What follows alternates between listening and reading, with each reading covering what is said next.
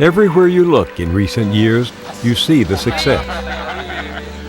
I.M. Pei and his landmark buildings in America and worldwide. The breakthroughs in science, as with AIDS researcher David Ho, and Stephen Chu, one of 6 Chinese-American winners of the Nobel Prize. Or Yo-Yo Ma. Everywhere it seems that music gets made. One of my favorite success stories, because it's so unlikely, played out over this plot of land, now the all but sacred site of the Vietnam Veterans Memorial. When it came time to build it, there was a contest. Everyone knew its importance, and top design firms across the country joined in. Who won? My roommate came and got me and only said, "Don't get your hopes up, but you've got a call from Washington." A college student, Chinese-American, just 21 years old. And I didn't quite understand, so they told me again, and I'm still not quite understanding. Her delight that day wasn't shared by all. No matter that she was U.S. born, the features of her face stirred up old ghosts. H. Ross Perot, self-appointed champion of the vets, called her Agro. Writer Tom Wolfe called her plan something, quote, out of the Chinese Cultural Revolution.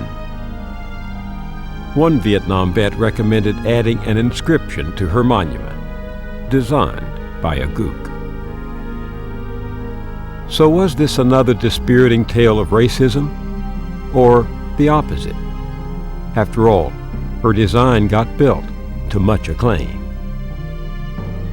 It struck me, her story is like the story of Chinese America as a whole. It shows how powerful race can be in this country, and how powerless when matched against human will. To get at that story, I had to reach back more than 50 years.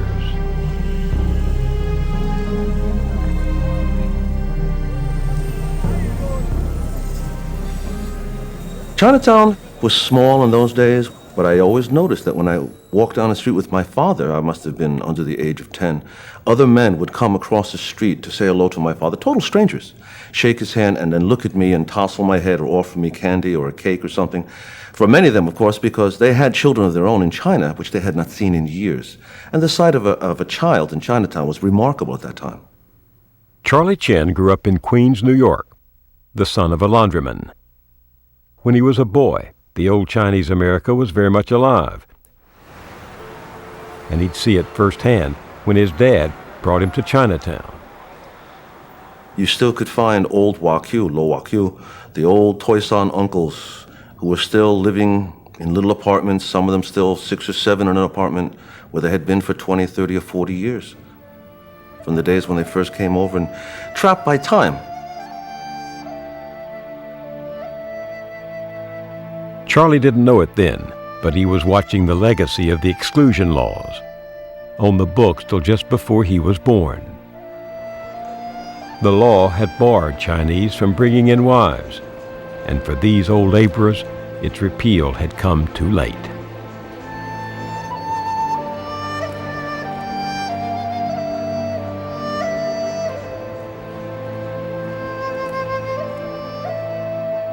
Charlie lived a few miles east, across the river, and there too exclusion had done its job.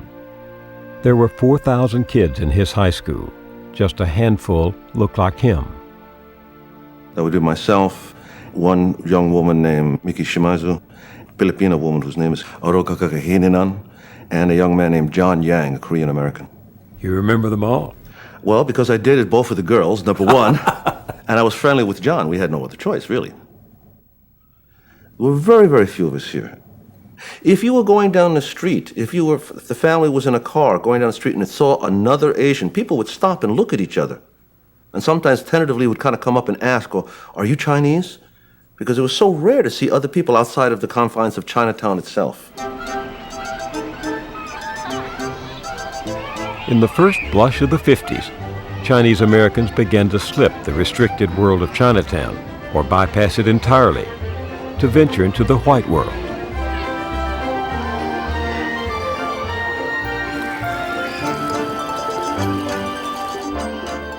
When my family would walk into a store or a public place, it would be like everybody in the store would just stop dead in their tracks and stop and kind of turn just to look and see, who are these people who walked in? So I knew very, very early on that I was different. Helen Zia and her family were among the first to move into Levittown, New Jersey, pioneers in more ways than one. At that time, there were fewer than 150,000 Chinese Americans in this whole country, and in New Jersey, in the little suburban town that I knew as home, we were one of maybe a couple of families. And the people around us, I mean, I was mostly treated as this exotic little creature who had, could have come from Mars, who was a foreign visitor, even though, baseball and hot dogs and apple pie were the only thing I really knew. And then at the same time, within our family, my mother and father, China was their home. That was their touchstone. Helen's father had come here with a degree from St. John's University in Shanghai. Before the communists shut it down, this was a training ground for China's elite, expected to help lead their country back to a place of pride in the world. Her father was schooled in the classics, knew by heart the great poets of China and the West, then trained as a diplomat. But in New Jersey, none of that meant much. So he took odd jobs, whatever paid, and clung to memories of his old life. My father was part of, I think, a lost generation of China. In China, but also in America.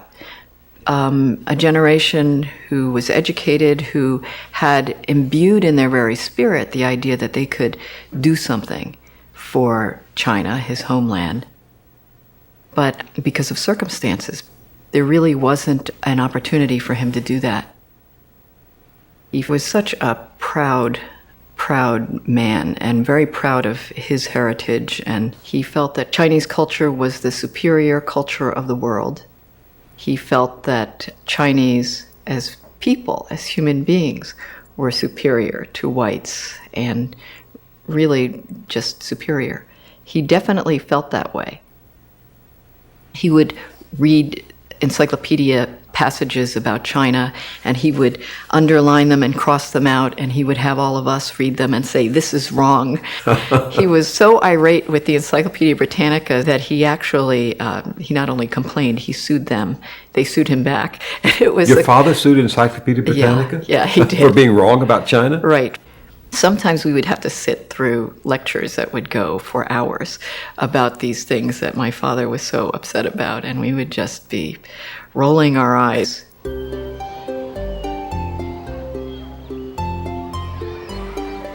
This Chinaland, a place she'd never seen, was alive in Helen's imagination. But even more so was the land of her birth, the America she was now learning about in school and summer camp.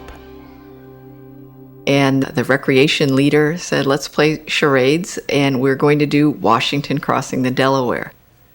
She said, "Okay, Helen, you play George Washington." So I knew that meant I would have to stand at the head of the little boat, with my trusty team of oarsmen behind me, and there I was pointing the way, in my gym shorts. While Helen was growing up, her dad ran what he called a baby novelty business. He'd assemble pink and blue vases and trinkets on his kitchen table. Then he'd drive up and down the East Coast selling them out of his car.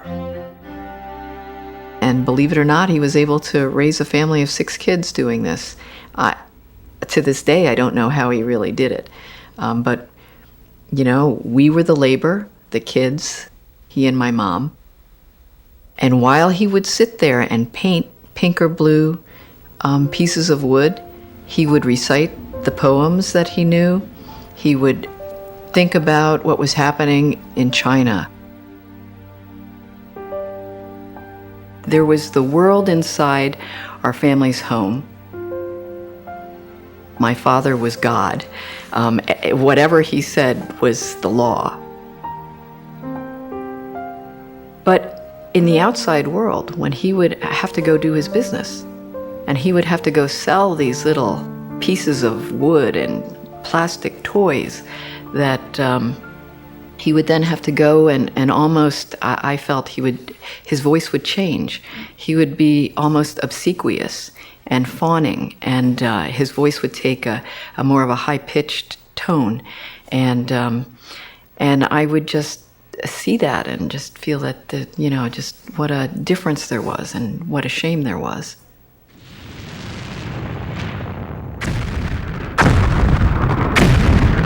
In the 1950s, China was the enemy.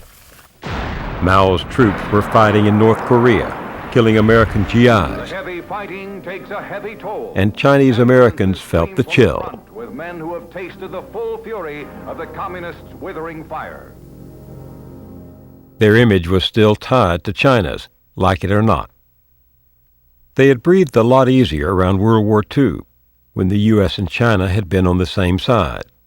But now, the pendulum was swinging back, and with it, an old American attitude returned.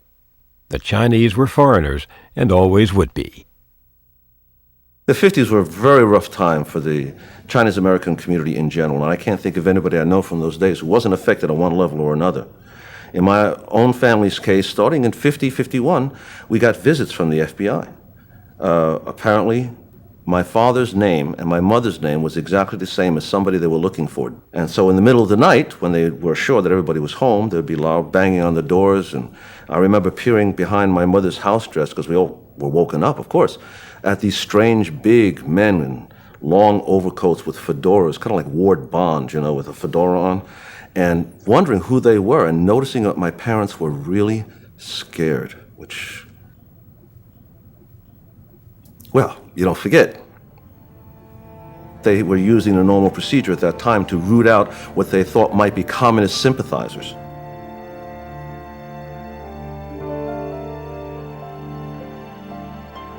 So one of the things my father wrote was a pamphlet that was called "The U.S. Got Red China All Wrong." He actually sent copies of it to many leading politicians at that time. There would be these weird clicks and noises and strange static on the phone line. Our mail would come to us delivered all sort of damaged and bashed up. And I had the impression that every kid's family's, their phone and their mail came, damaged, or that they had weird static on their phone like we did. Until one day, some of the neighbor kids, the kids we played with, came over and said, "Hey, what does your dad really do?" Because the FBI was over at our house asking about your father. And it was at that point I knew, that, oh, our dad's being watched by the FBI.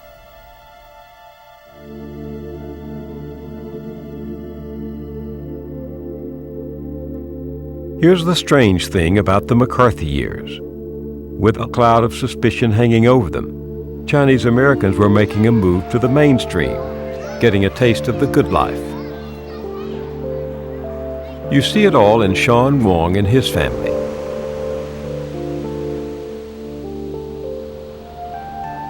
His dad was an engineer, yes, a Chinese engineer in America, at a time when few could imagine such a thing. They lived in Berkeley. My mother used to tell me, "We're Chinese and you're Chinese American." I have no idea what that was. I didn't know what the difference was. My mother would wear Chinese dresses, cheongsams.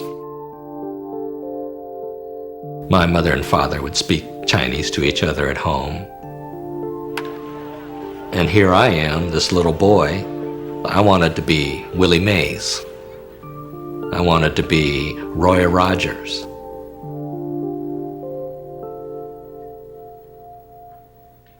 When I was young, I went to a lot of different schools. My family moved around a lot, so I was always the new person at the school. When I was in the second grade, my father took a job in Taiwan. working as an engineer for the U.S. Navy. And I'm enrolled in the American school there in Taiwan, along with a lot of other military kids. And I remember on the first day of school, we're waiting by the street, and I'm with my mother. And the school bus comes by, and we get on the bus, and all the kids in the bus who are all white start chanting, "No Chinese allowed on this bus." And the first thought that popped in my mind is that, oh no, it's okay, she's my mom. You know, I didn't think of myself as Chinese. I thought of myself as being just like them. I think I just had to figure it out on my own. Your parents always are telling you, be proud you're Chinese, you know? And of course, yeah, right, Mom. You know, that doesn't help me out in the schoolyard. I definitely grew up hearing every kind of taunt, and it would make me angry. Most of the time it wasn't like that. I had wonderful friends and neighbors and people I grew up with, but you never knew when something like that would happen. You never knew when somebody would yell at you, "Go back where you came from." They were doing what most kids do, fishing around for a model, trying to fit in. I remember in 1958 noticing that Cal had a Japanese-American football player. I'd never even heard of such a thing. And his name was Pete D'Amoto, his number was number 60, and he played left guard for the Rose Bowl-bound California Bears.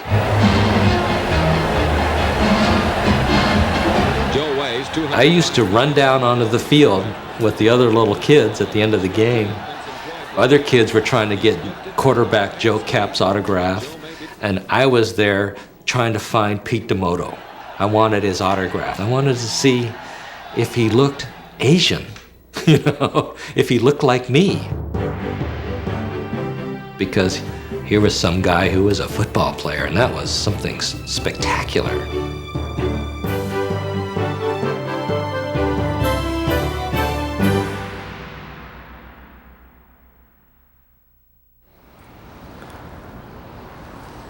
My name is Benjamin Pan, but people would like call me Benny. Last name is P-A-N, just like a Peter Pan, but I'm not Peter, see? Most Chinese in America today never had an American childhood. If they've learned stories like Peter Pan or Little Red Riding Hood, it's as adults, since they were born overseas and grew up speaking Chinese. I want to tell you the story of one such man and his journey to Queens, New York, a journey that would take him half a lifetime. Like most immigrants in American history, his dream grew out of the sheer misery of life in his homeland. And like others before him, he was after more than just U.S. comforts. He wanted a life that was his own. Jiangsu Province, 1957. You have to work from morning to night and under the sun, all kind of farmer works. You know, growing rice is a very difficult work, very difficult work. Benny Pan was not someone you'd expect to find in these rice paddies. Like Helen's father, he'd studied at that training ground for the elite, St. John's University. In fact, was president of his class. I was a member of the track and field team as a 100 and 200 meter stature. I ran very fast at that time. I was strong that time. Now it's old, getting old.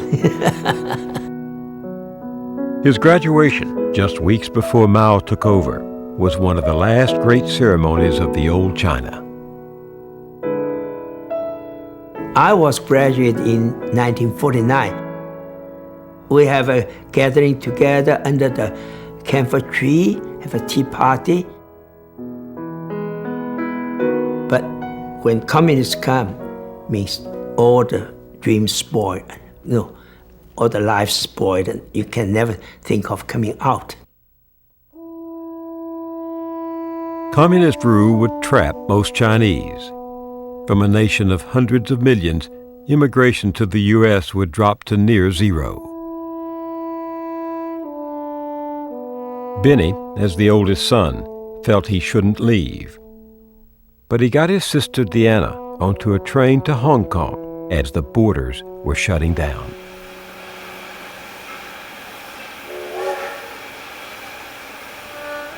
At that time, I was 19, and my mother didn't want me to leave. I was so scared, and the train station is a mess that time. People's leaving, people's crying, and then communist guard, they searched me, and they took my luggage and took my pocketbook, everything. And the train's going to move, and Ben just pushed me to the train. And my mother came and said, no, you're not going to leave. But Ben said, no, she must go. Let her go. Let her have her life.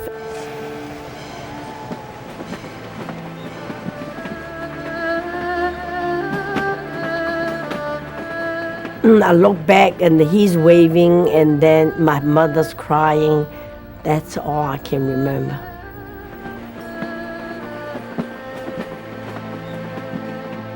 He's my lifesaver.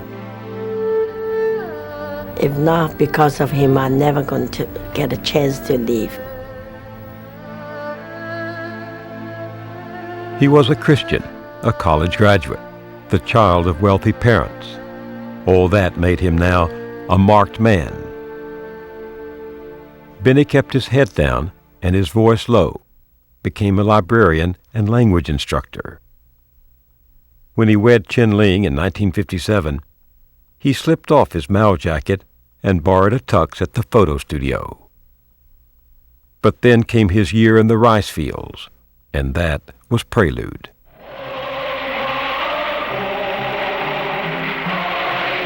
In 1967, as Mao's Cultural Revolution reached fever pitch, anyone with ties to the West could be denounced, held, interrogated. Benny's diaries and family pictures were burned. They tried to squeeze out what you did wrong to the communists. If you don't confess, if you don't admit what they say, they beat you. But I was not afraid of anything because nothing wrong in my heart. So I faced that and I stand up for that. But some of my colleagues, they died, they commit suicide. That was terrible. That was really terrible. He was separated from his wife and daughters and set to menial labor for 6 years. Deanna waited anxiously for news. She was building a life, first in Hong Kong, later in New York and Connecticut. That she was now prosperous and safe only added to the anguish. The letter just stopped. That really scares me. Deanna's experience was like that of most Chinese Americans. Nearly a decade of silence. But he's a very strong person, strong-willed person. Hopefully I can hear from him. So I didn't give up my hope. I didn't. Even as Chinese saw their few freedoms fall away, Chinese Americans were reaching for theirs. January 1961. Let the word go forth from this time and place to friend and foe alike that the torch has been passed to a new generation of Americans. When JFK was elected, this was a great wind of hope that spread through the country for people of color at that time.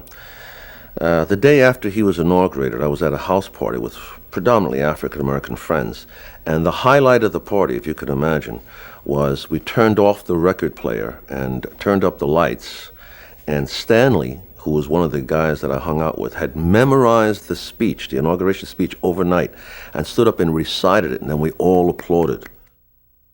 Charlie Chin was 17 when JFK went to the White House, and he knew He wasn't going to follow his father into laundry work to earn 3 cents per shirt. Like his friends, black and white, he expected more. On the weekends, we would go down to Greenwich Village, where all kinds of interesting things happened.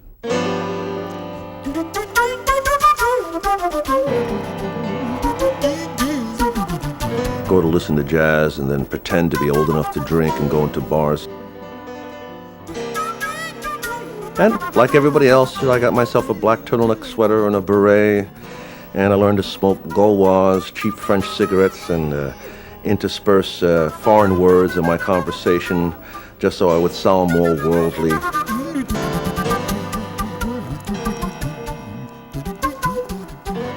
A friend of mine said to me if I wanted, I could go down to the corner. There was a coffee house, and if I played and passed the hat, I could make some money. Well, I was pretty desperate, so I went down and I played, some Appalachian tunes and a couple of Pete Seeger kind of tunes. And then I passed the hat and I made like $5 and change, and I thought, wow, this is the life for me.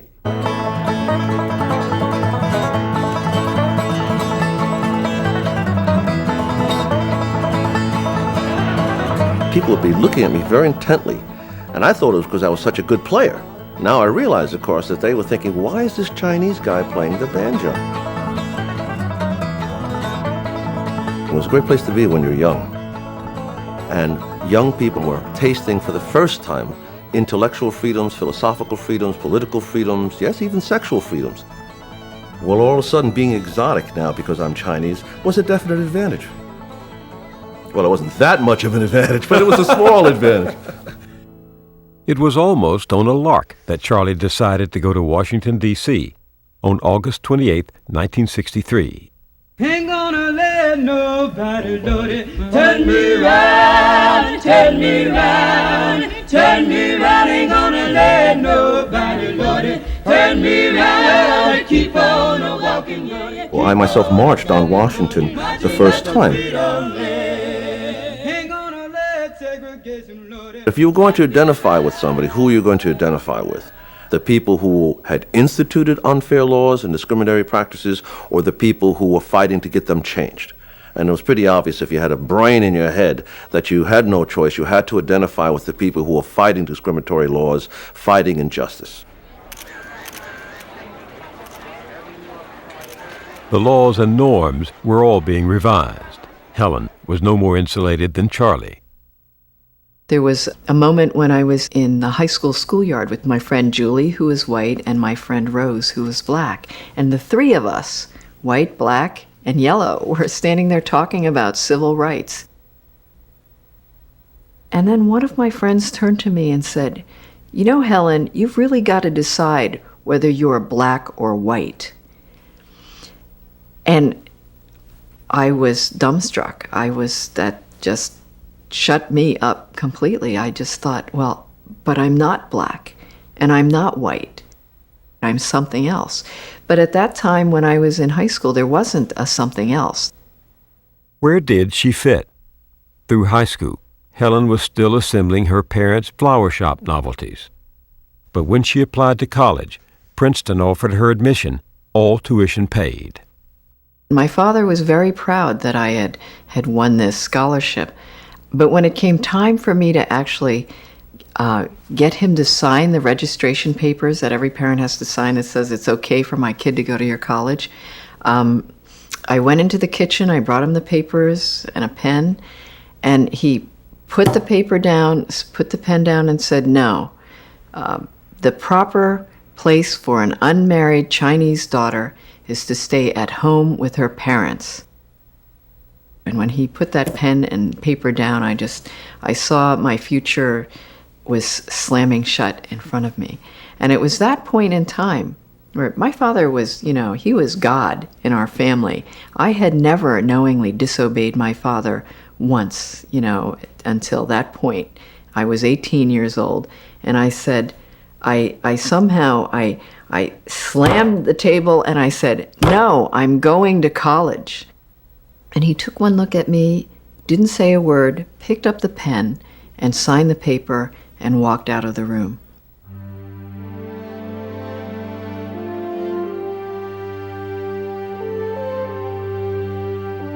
In college, I learned that I was an Asian American.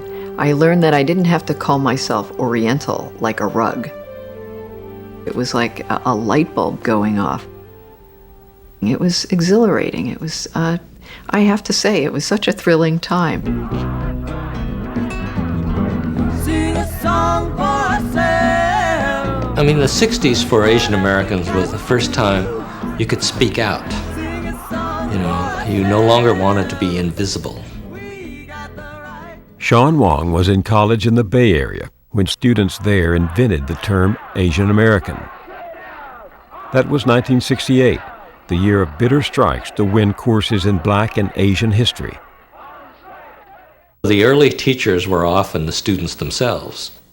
There were no books. If you wanted to learn about Chinese American history, you got your tape recorder and you went into Chinatown and you found some old-timers to tell you about their lives. One day, a call came into the university from a park ranger who wanted help reading Chinese. Something about an old building they were going to burn down out in the bay on Angel Island. And the interesting thing was, we sort of young, radical Asian American studies teachers or students, we didn't know anything about Angel Island. It was the old detention center of the exclusion era. Tens of thousands of Chinese had been held there when they tried to enter the country. Many had never made it in. And so a bunch of us went over there.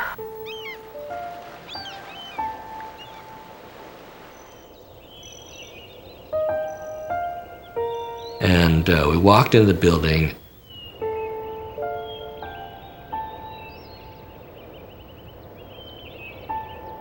And it was very dilapidated, broken glass on the floor. And on the walls are hundreds and hundreds of poems engraved in Chinese. And the person we were with started reading the poems on the walls. Why do I have to languish in this jail? My parents wait in vain for news. My wife and child, wrapped in their quilt, sigh with loneliness. And as we went through the building, and our translator was reading the poems verbatim off the walls, you could sort of relive the history.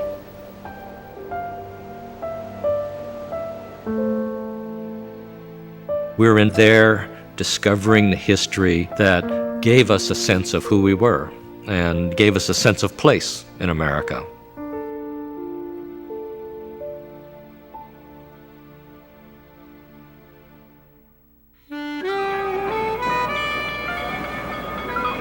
A place in America. More Chinese came each day to claim theirs. Their presence was a surprise, an unintended result of the new, more liberal immigration law. To be fair, most people in the community didn't recognize it at first either. By the time the law took effect in '68, overnight, in 1 year, suddenly the face of Chinatown was beginning to change. And this was very apparent if you knew old Chinatown, because it was quite common to walk down the streets of old Chinatown pre-68, pre-65, and pretty much know all the people on the street and say hello to various distant relatives. But by 68, 69, 70, you could walk down, there'd be whole groups of people, and you could realize they're recent arrivals, and they were families.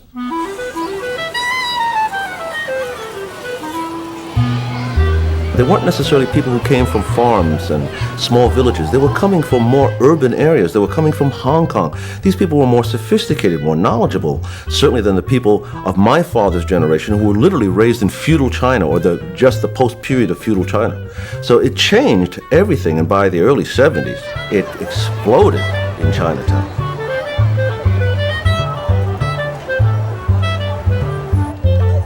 Everything started to change. The cuisine changed. Chinese Americans coming back into Chinatown to come for dinner, they didn't know how to order anymore.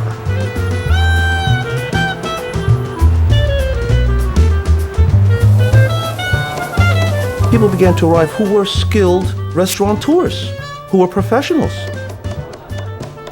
They began to bring in food products and things we had never seen before. The different regional cuisines from Hunan, from Sichuan, from Shanghai. Whereas growing up, all there was Chinese American food, chop suey.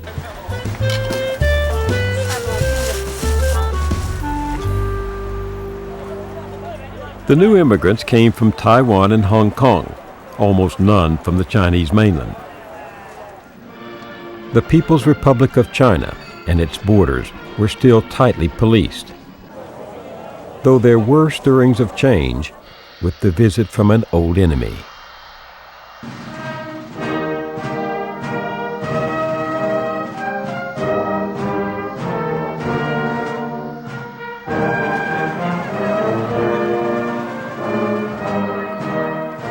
When Nixon came to China in 1972, that's still in the Cultural Revolution.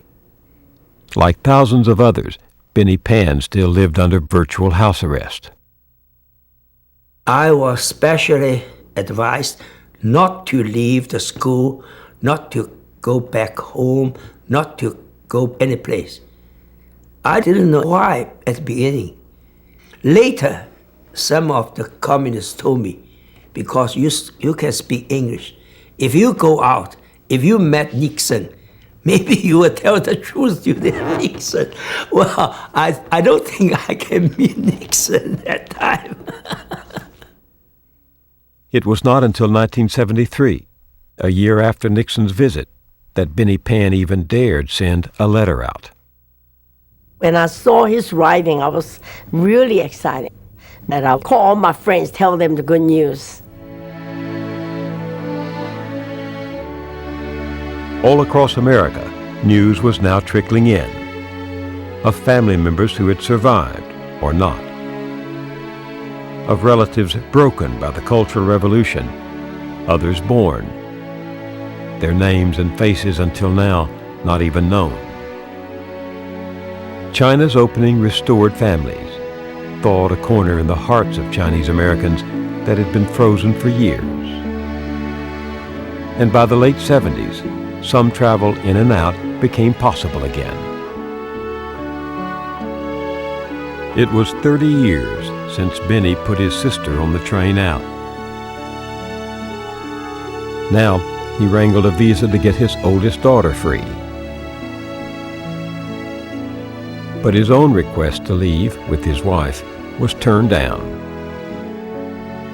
Their dream would have to wait.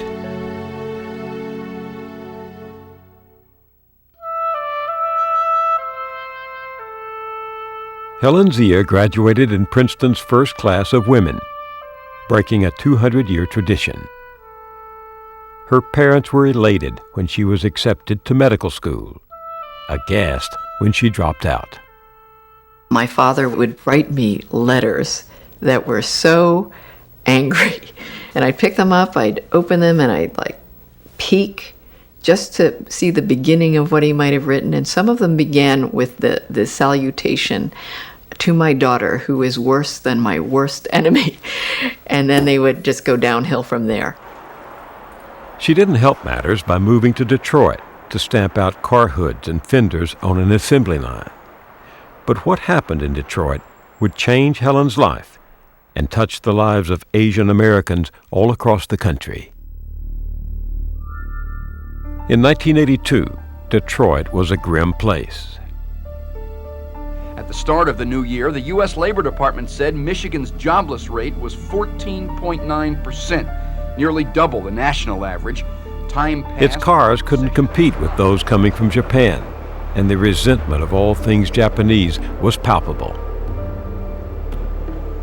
On June 19, 1982, Vincent Chin, a draftsman, was days away from his wedding, celebrating his bachelor party at a neighborhood lounge.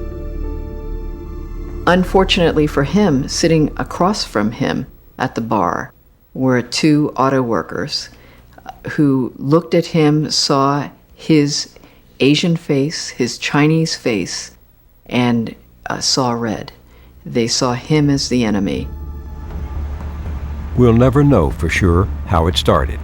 There was drinking, and angry words were exchanged. The white men mistook Chen for Japanese and taunted him. He was a nip, a Jap, then a chink. It's because of you, they said, that we're out of work. After a scuffle broke out, everyone was told to leave. Once outside, the whites stalked Chen, cornered him, then beat him with a baseball bat. 4 days later, he was dead.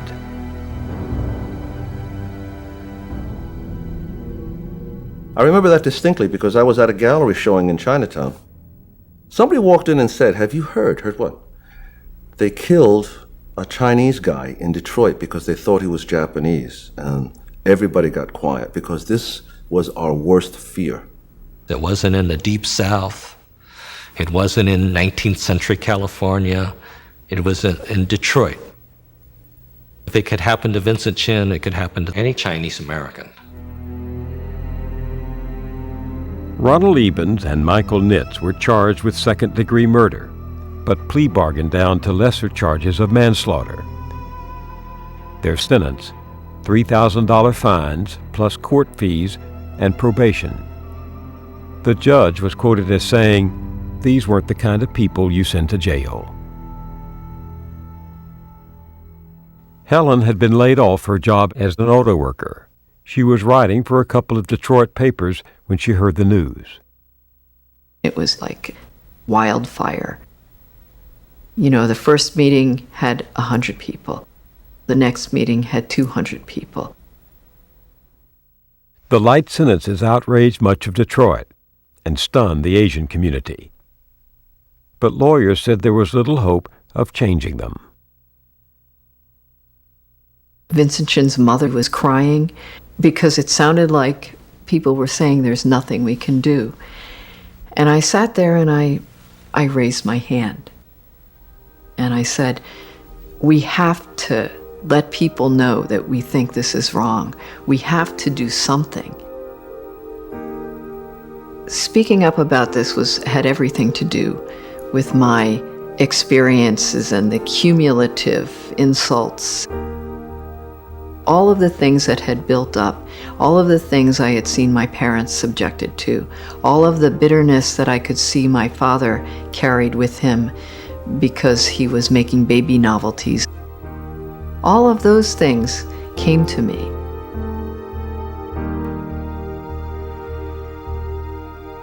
In these meetings, there would be people who would stand up and say, I've been working as a scientist or an engineer for the last 30 years in this company.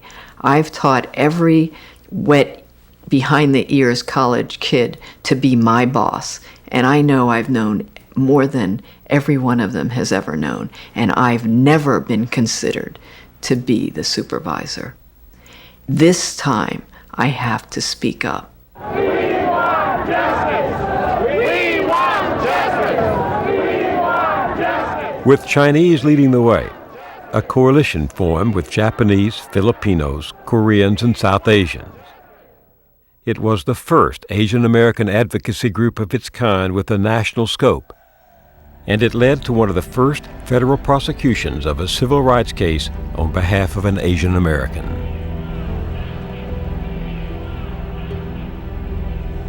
To have rallies and demonstrations and to be marching and talking about civil rights and about racism was something very new to Chinese Americans and to Asian Americans. For community people, for restaurant workers to shut down their restaurants for a day so that their waiters and their cooks and the family could go and participate in a march, that was unheard of. And that was how deeply people felt at that moment, how important it was, 100 years after the Chinese Exclusion Act, to say, 100 years have gone by. We don't have to accept this stuff anymore. When the federal conviction was thrown out on appeal, Lily Chen filed a civil suit and won. The men were ordered to pay her compensation. but most of it she never saw. They never served time in jail.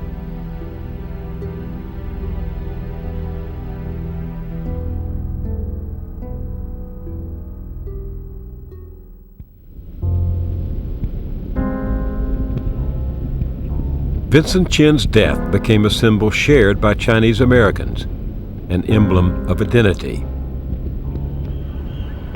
But what was the identity, the history they share? At the time of his death, the Chinese in America numbered almost 1 million. Nearly half were new immigrants. And for these newcomers, the scars of exclusion, even the battles over civil rights, were something remote, learned from newspapers and books. Chinese Americans were dividing as their numbers climbed.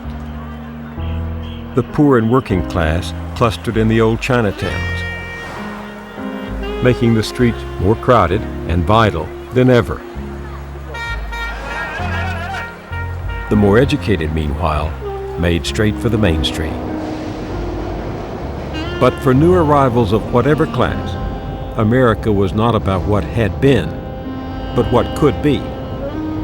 For the poor, looking back was a luxury they could ill afford. And the fortunate, well, they were going to make history, not repeat it.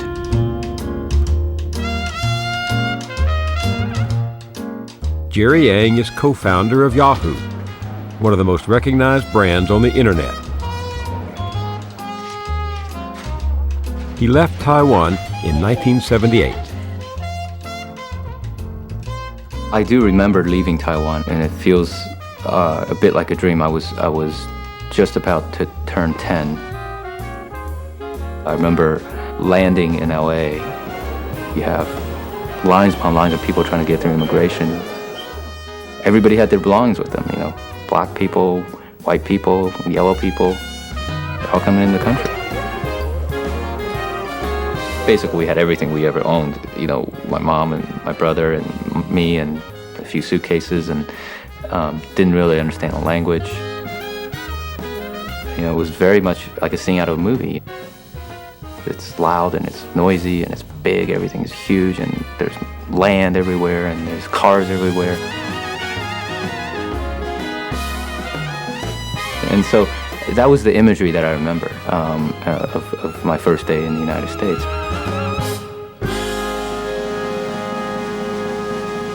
I never felt that I didn't belong. I felt like this is where I'm gonna be.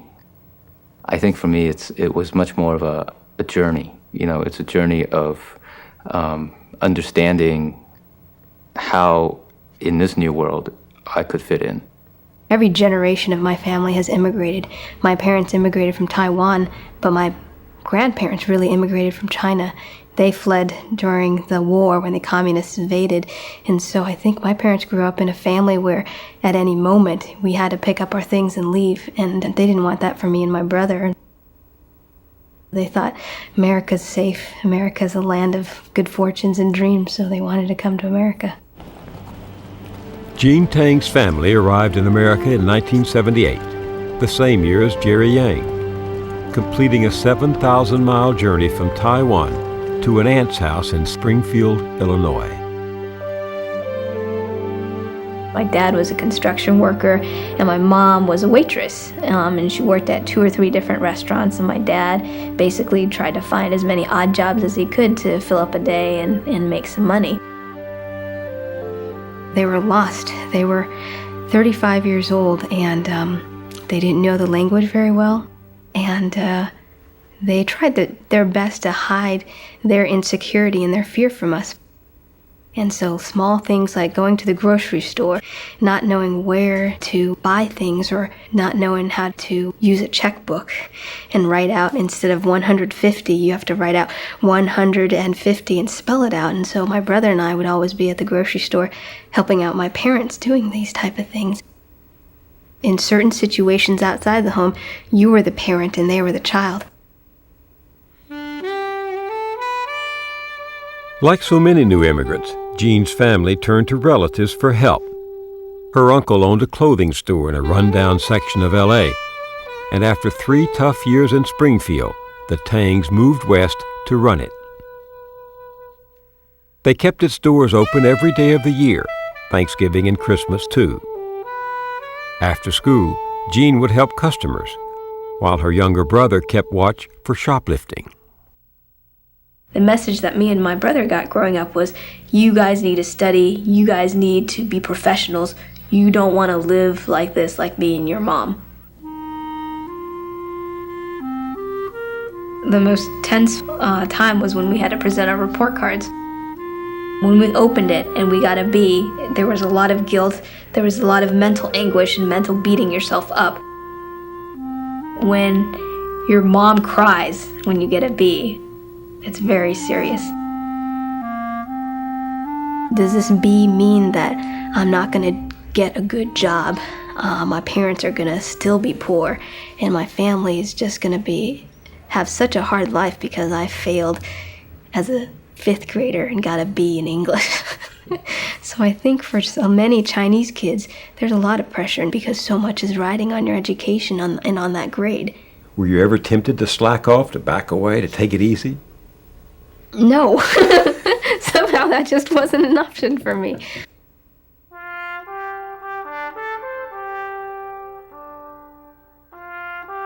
My mom used to tell us, you have to achieve, you have to. You have to be a doctor or a lawyer. You have to, because you have to be the best. By the time she was raising her children, Michelle Ling's mother was comfortably middle class. But still, her message to her children was urgent. She used to tell us, if they can choose between a white person and you, they're going to choose a white person. But if they know that the only way they're going to either stay out of jail or live is to use your services, then no matter how short, funny-looking, slanty-eyed you are, they're going to hire you. And that, I think, that in its way, I think is an extremely American idea. My mom pretty much ran our house, and she ran our house like a Navy ship. Michelle and her sisters were raised as model daughters. Well-mannered, respectful, devoted to school. For years, her parents' authority governed the home without challenge. On a day-to-day basis, if you did something wrong, you had to answer to mom. The more large, overarching bad things you might do, like not become a doctor or a lawyer or whatever, then there was always the threat of your father. Michelle's father was born in China, met his bride here while a medical resident, then moved to L.A. to practice. That's where Michelle grew up, absorbing what was expected of her and what was not. I've had this experience with many of my Chinese friends where there's no discussion about shame, or you never get a lecture about, a family tradition and shame. You just already know that it's just there. There's like this undercurrent, this fog that permeates the whole house. That's just guilt, family and guilt and disappointment, not just of yourself and your own potential, but just of this entire race. My dad never really said that much because he didn't have to. He'd just be like, okay, never mind, I'll just go to medical school, because that's, it's fine. Whatever I was thinking, I don't know what I was thinking, never mind. So we moved here in the 80s, and the changes that we see now are that there are a lot more Chinese folks living here. Just like my parents, they moved here so they can give their kids a better education because the school district in Arcadia is outstanding. Arcadia, Southern California. Jean Tang and her parents moved here when this was a modest suburb, mostly white. So was neighboring Monterey Park, now headquarters for the Chinese communities that began to thrive in the 1980s. This is where you can eat a nice meal, you can do your grocery shopping, go to the bank, go to the post office, all speaking Chinese and not needing English at all.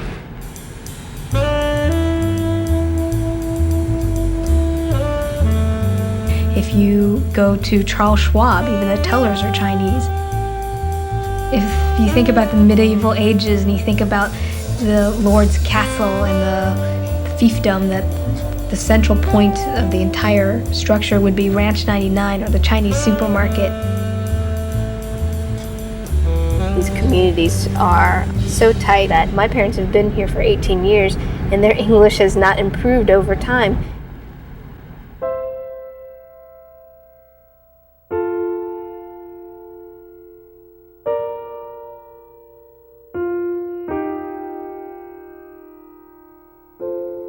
On weekends, when all these families would get together, there would be the Yus who owned the Chinese fast food restaurant. There would be other Tangs who owned different businesses. When we all get together for mahjong, the competition wasn't really about how well your store business did. And it wasn't about growth, and it wasn't about employees. It was all about how your children did. Oh, so-and-so's got an award in school. They are most improved. Or so-and-so got to be on the evening news because of the spelling bee or something like that. And so in our living room, my mom and dad would always put out our awards and the medals we won in full display.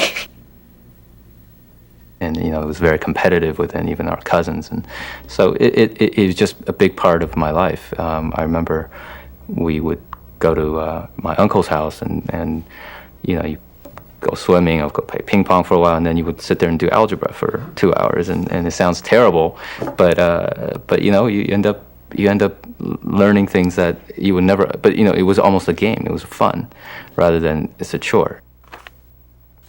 And then there's the typical thing that Chinese people do when they first get here, and you know, you randomly flip, you know, to a page in the dictionary, you got to remember 5 words from the dictionary, and you get tested the next day.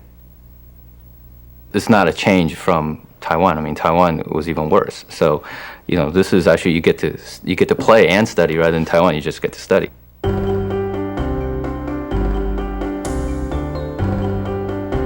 Math clinic, woohoo! That's what I need.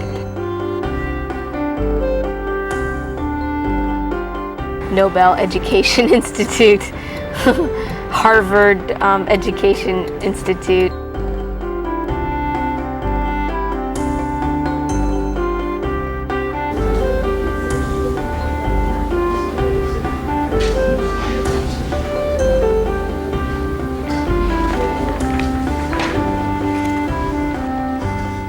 I think I occupy a very special spot in my family and community because I've done well. That would precede me in every place. So if we went to the barber shop or if we went to the supermarket, people knew about that and thought my parents did something right. And it wasn't until, I think, when I went to college, when one of my interviewers for a scholarship asked me, am I happy? Is this what I want to be doing? And I thought to myself, what a strange question. Strange? Strange in the sense that this was my job. These are the classes I needed to take. These were the grades I needed to get. But in terms of happiness, or is this really what you want? You know, that was almost secondary. My parents spent their entire lives working to fulfill that model minority, you know, vision. That's what they wanted. That's totally what they worked for their entire lives. Model minority. The term came into vogue in the 70s and 80s, applied to Asian Americans. It evoked strong families, self-reliance, and more than anything, being good at school. It was a stereotype, of course, which many Asians do not fit. Yet, it was rooted in something real. My family was the kind of family where it was like, you know, are you going to college, but which college? Michelle Ling got into UC Berkeley in 1988. And consider this. When she was in college, Asians were just 3% of all Americans. But they were 15% of students at Harvard, about 20% at Stanford and MIT, and fully a third of students at Berkeley. But I do remember seeing a lot of Asians and thinking, God, there's a lot of Asians here. We talk about it amongst ourselves all the time. And this is like, white people don't know about this. But, you know, there's names. There's FOBs, fresh off the boat. There's ABCs, people like me, American-born Chinese. You know, then there's gradations. American-born Chinese, there's Twinkies. Twinkies? Or eggs. Twinkies? What are Twinkies? Yellow on the outside, white on the inside. And I guess that's the thing that I think most white people don't know, is that when you walk around Berkeley and you see that most of the people there, that the most prominent race on that campus is some Chinese or Asian, that we don't all think of ourselves as being the same. And that when I walk across that campus, I feel the same discomfort that you do. Even though you look alike. Yes. Just because you look the same as George W. Bush and you're both from Texas, do you feel, I mean, are you guys the same? When Michelle was completing college in 1990, there were 1.6 million Chinese in America. And there was no Chinese-American world anymore. There were many.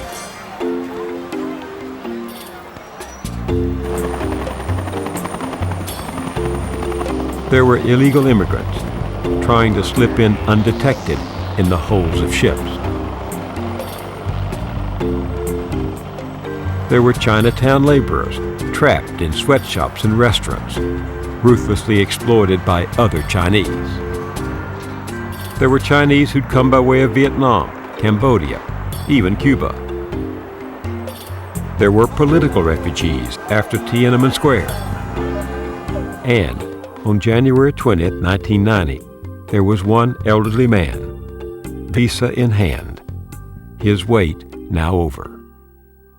When I got on the plane and to the United States, the first thing I thought of, why I was so old now. If I would be 40 years ago, that would be wonderful. But that's too late. But the second thought, well, I'm still lucky. A dream comes true. I'd be in the United States. I stepped on the place I longed for a long, long time.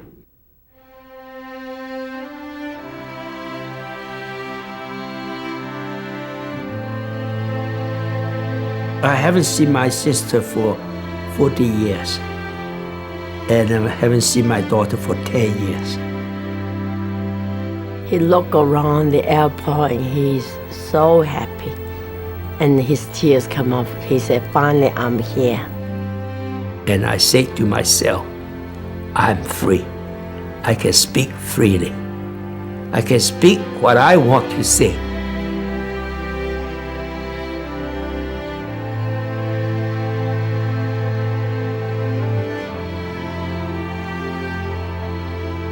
So we try our best to find some job to do. Benny and his wife got hired at Disney World in the China Pavilion, both of them wearing traditional costumes for the entertainment of tourists coming through. But no matter, it was a job. That's my first car, it's 1990 Dodge Shadow. We went to Daytona Beach, went to Busch Garden, all by my car. I like driving, really. Driving is much fun than bicycle.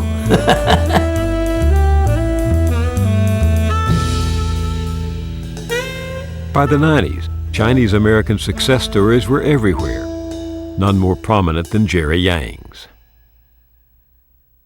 It still amazes me every day of coming to Yahoo, where You know, we started in an office of 1,700 square feet. Actually, we really started in a trailer at Stanford University of less than 100 square feet, and now, you know, we're in a complex of a few million square feet. For all its booms and busts, the internet revolution changed America. And the Chinese proved as important to it as to the railroad a century before. A fifth of all the tech startups in Silicon Valley in the 90s were Chinese or Chinese American owned. For every Jerry Yang who became famous, there were thousands of Chinese American engineers who labored behind them anonymously. It was easy now to see the success, the upward mobility. Harder to see what it had cost. Jean Tang graduated from Berkeley in 1995, in the top 1% of students in her field. She won a full scholarship to Stanford Medical School. She'd more than met her parents' expectations. From Taiwan to Arcadia, to Berkeley to here, now she could look back at her steps, her family's steps along the way. People talk about what is your gut reaction, what fills your heart with bliss. That feeling is harder for me to tap into because kind of overshadowing that feeling is what is best for my family. My parents have told me times are still tough for them because the business didn't go well and the store closed, but in their hearts they feel like they are successful in their colleagues' and peers' eyes because my brother and I are doing well. I used to think comparing my life with friends whose parents are more standoffish and the unit structure is not the family, the unit structure is the individual. And I've always thought like, wow, how refreshing that your parents don't care so much about what you do.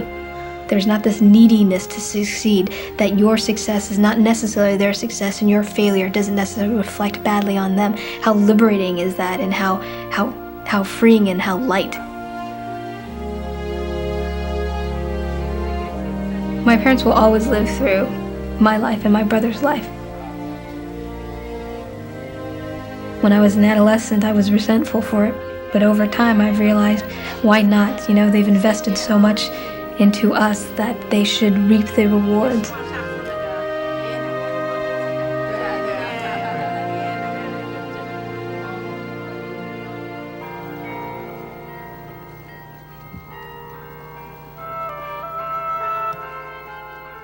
Michelle Ling's family was taken aback when suddenly she announced she was stepping off the model minority track after being groomed for it all her life. She didn't want to be a doctor or lawyer. She wanted to write. She hated to disappoint her parents. She had a life to lead. My family is the most important thing to me, absolutely. And my parents' approval has always been of tantamount importance. Whether I like it or not, it has always, I mean, to this day, when I think about it, trying to find out if I can make my dad proud of me before he's, you know, dead is important. It brings me to tears to think that I could be, you know, not as successful as he thinks I could be, or as perhaps I should be.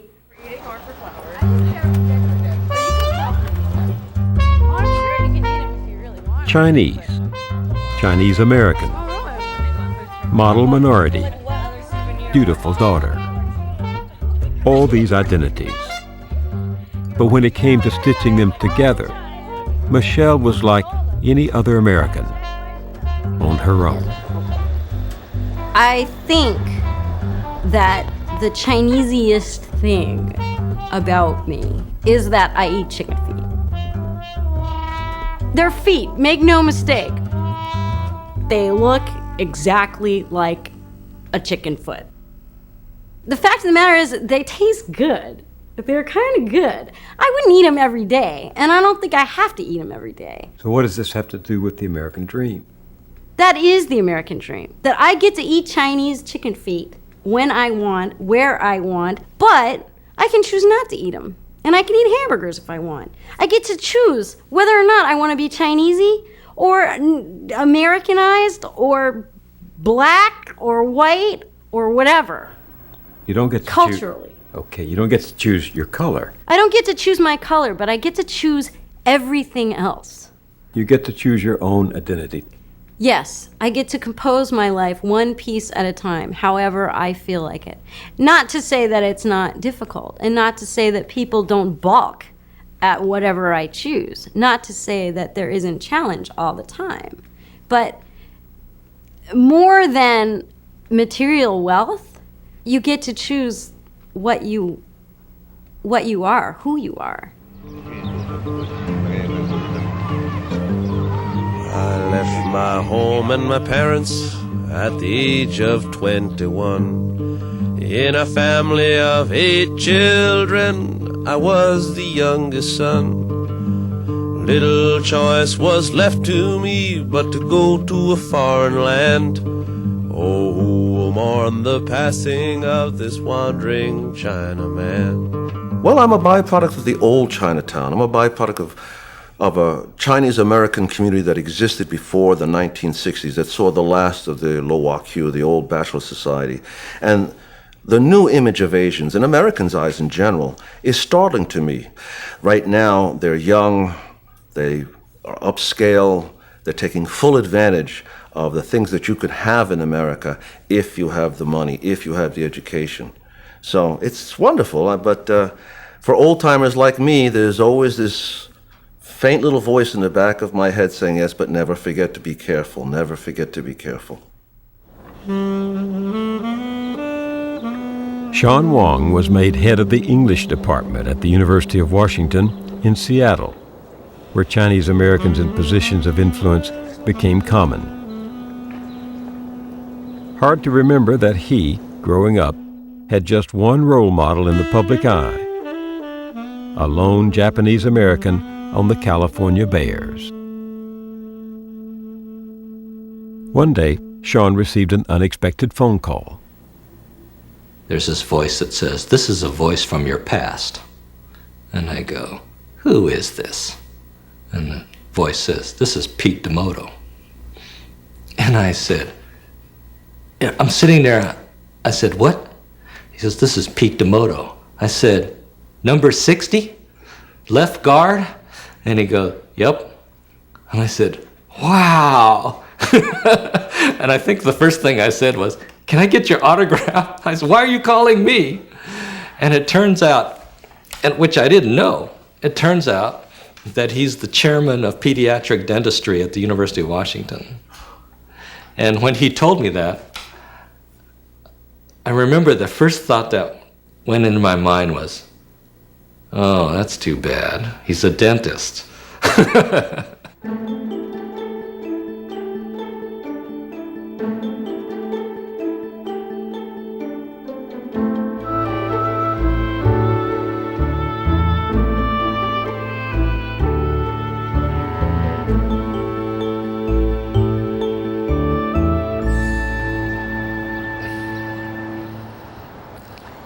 Family drew Benny Pan and his wife to Queens, New York. He settled near one of the rapidly growing new Chinatowns. If I want to be my life the rest in the United States, why should I not be an American citizen? Then I can be as just one of the whole family, right? And I became an American citizen. I got it in 1999, after I've been here for 10 years. I'm sorry that my wife got the same thing as me on the same day, but after only half a year, she passed away. She passed away on June 4th, 2000 years. She couldn't have any chance to enjoy to be an American citizen. I'm sorry about that. But I'm still thinking of, I'm so lucky I got everything, really.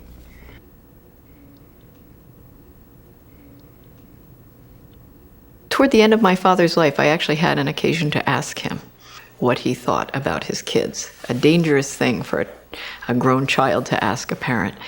And my father said without hesitation, he said, oh, you're all too American, you know, and that if I were to start all over again, I'd make you be more Chinese.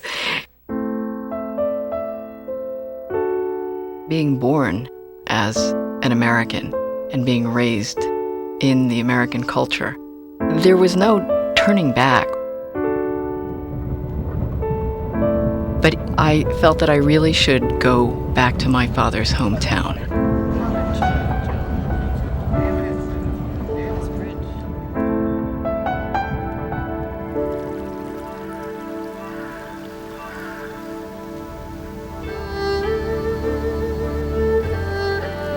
Being in Suzhou really gave me the sense that I was imagining walking where my father had walked.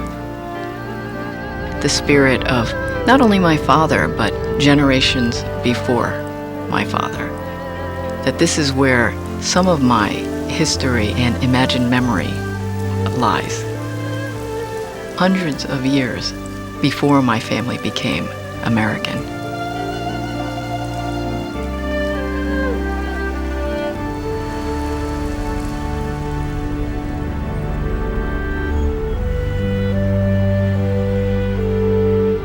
This story is still being written. Every day, there are new arrivals. There's the bunk bed, the job in the garment factory or restaurant, the debts still owed to family and others who financed the long journey here. Like every immigrant group, the Chinese in America are defined not so much by those who make it, but by those who keep coming, because they believe they can make it. It's an old story, and always new. America itself is still becoming.